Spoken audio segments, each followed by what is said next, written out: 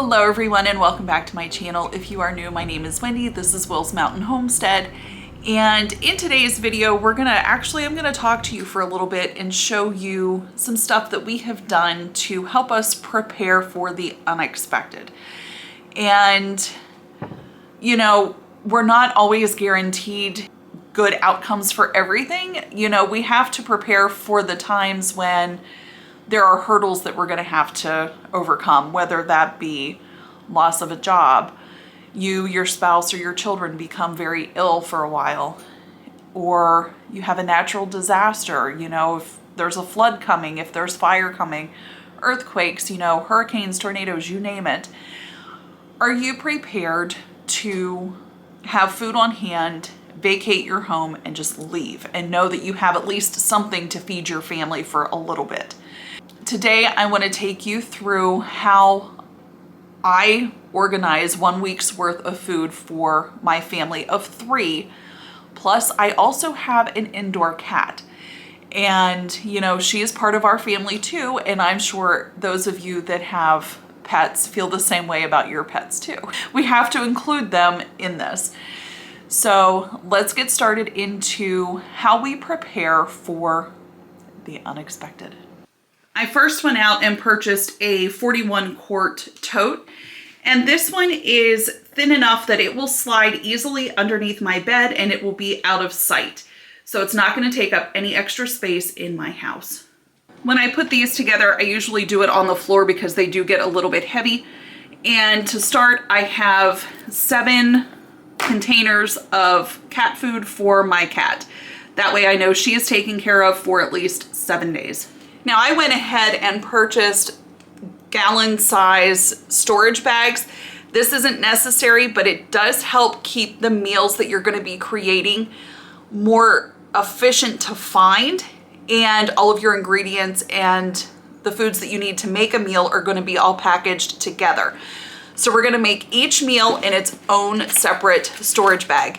And you guys, once you use these, you can just refill it with what you took out of it.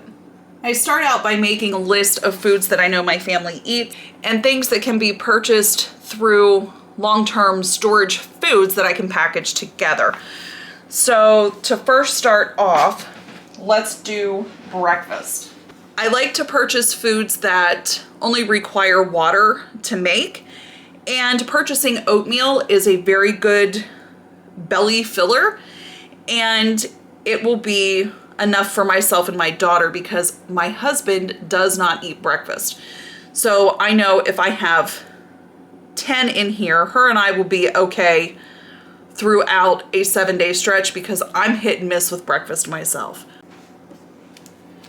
This first meal comes together really quickly, and it is chicken Alfredo. So all you're gonna need is a box of pasta, a jar of Alfredo sauce, and a can of chicken. Now, if you are extremely new to cooking, you may want to slip in here directions on how to make this. But if you already know, then you can just take this bag, right like this, and lay it in your tote. Next up is going to be a vegetarian jambalaya.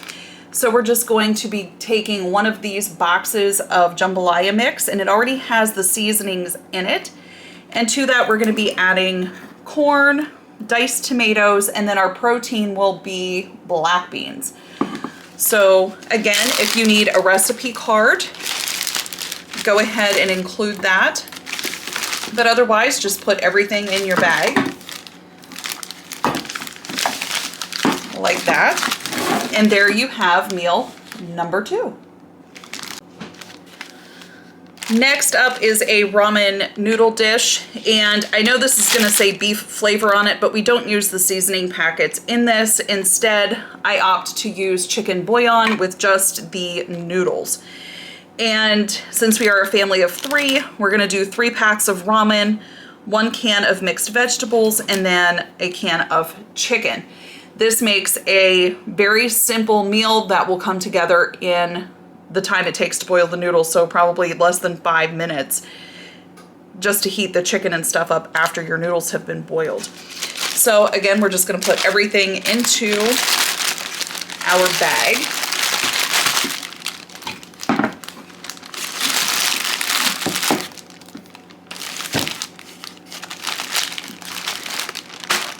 And then just like that, we have another meal put together for an emergency.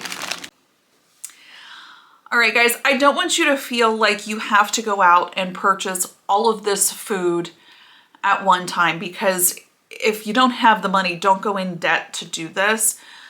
Pick up one can at a time. Go to the store, buy an extra can of food as you can afford it, and eventually you'll get one meal put together. Then you can start on your second one. But don't go into debt trying to put something like this together. Next up on the list is a chicken casserole. So we're gonna need 2 boxes of macaroni and cheese, a can of cream of mushroom soup, and then a can of chicken. So easy peasy, we're just gonna put these in the bag.